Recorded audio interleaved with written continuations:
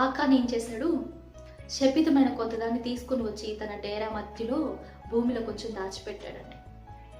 తర్వాత ఏమైంది, అతను చేసిన ఆ యొక్క తిరుగుబాటు దానిని ఫలితంగా 36 మంది ఇశ్రాయేలీయుల సైనికులలో చనిపోయారు.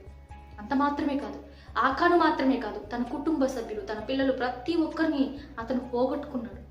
శ్రమకు దారి తీస్తుంది మనుష్యులు ఎన్నుకునే మార్గం.